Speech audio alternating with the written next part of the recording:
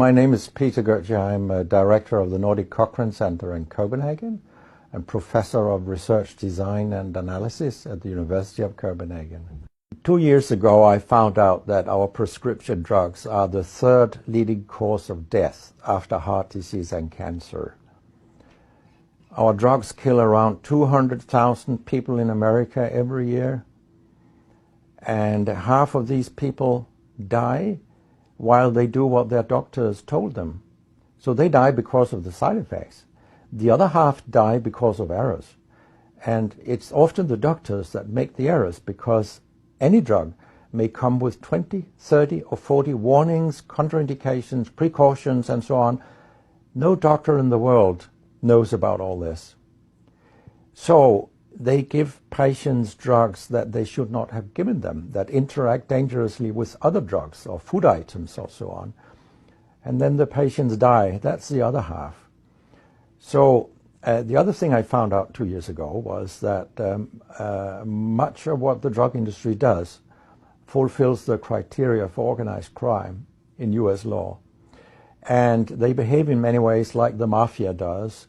They corrupt everyone they can corrupt. They have bought every type of person, even including ministers of health in some countries. So there is a huge amount of corruption. In my country, for example, Denmark, we are regarded as having very little corruption. But yet we have thousands of doctors on industry payroll, although we are just 20,000 doctors. So this is an effective kind of corruption. The drug industry buys the professors first, then chiefs of department, then other chief physicians and so on. They don't buy junior doctors. So when several thousands are on industry payroll, it's really, really bad. And that's why I wrote my book, Deadly Medicines and Organized Crime, How Big Pharma Has Corrupted Healthcare. I hope to convince patients not to take so many drugs, because so many die from the drugs they take. In my country, people take so many drugs that every single citizen can be in treatment with 1.5 drugs from they are born till they die. This is incredible. And drugs are not that helpful. And they kill very many of us. We know that. That's why drugs are the third major killer after heart disease and cancer. So what we need in the coming years is to take far fewer drugs than what we do currently.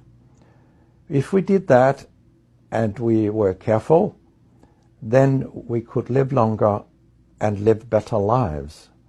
Because drugs have many side effects, and patients often don't realize that when they become worse, that it could be a side effect of the drug, which they continue taking because that's what their doctors tell them.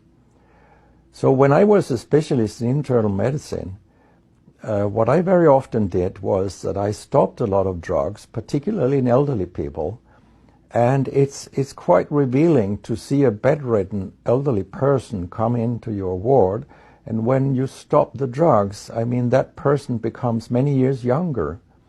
And many of these drugs affect the brain, and old people tolerate that very, very badly. They fall, and when they break a hip, 1/4 of them die. And for example, antidepressant drugs are used in more than 10% of our elderly. And they seem to kill 3% of them every year. I mean, if 100 old people take an antidepressant for 1 year, 3% of them will die because they fall and break their hip. This is a huge death rate. So a lot of other drugs than antidepressants also make people fall and kill them. And they may affect your cognition, your memory and all these things. And then they interact in ways that we know almost nothing about. Very many elderly, they take more than 5 drugs a day, and we actually don't know how these drugs interact with each other. What we do know is that all drugs have many effects in the body, and some of them interact also in their metabolism. so that you can get a too high concentration of a drug if you take other drugs simultaneously. So we make a lot of harms that we don't even recognize. I have a pretty colorful collection of things people have called me during all these years. And sometimes journalists have asked me, why do you always look up controversy? And my reply is, I don't. Controversy looks me up.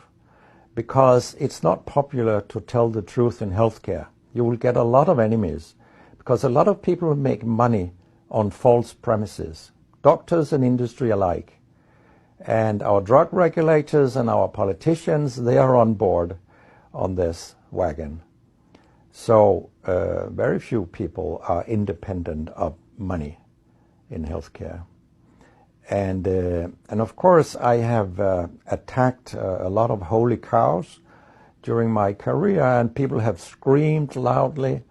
In a French journal, I was called a statistical masturbist because I showed with statistics that mammography screening didn't work and things like that.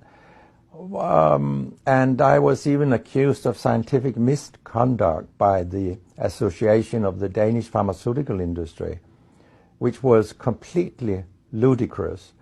It was harassment from beginning to end.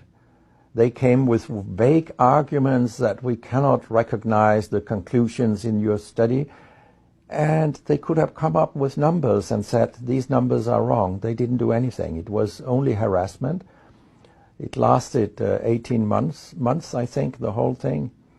And then when we were acquitted, I made sure that this nasty behavior was described in the British Medical Journal. So after that, they haven't come so much after me, the Danish drug industry.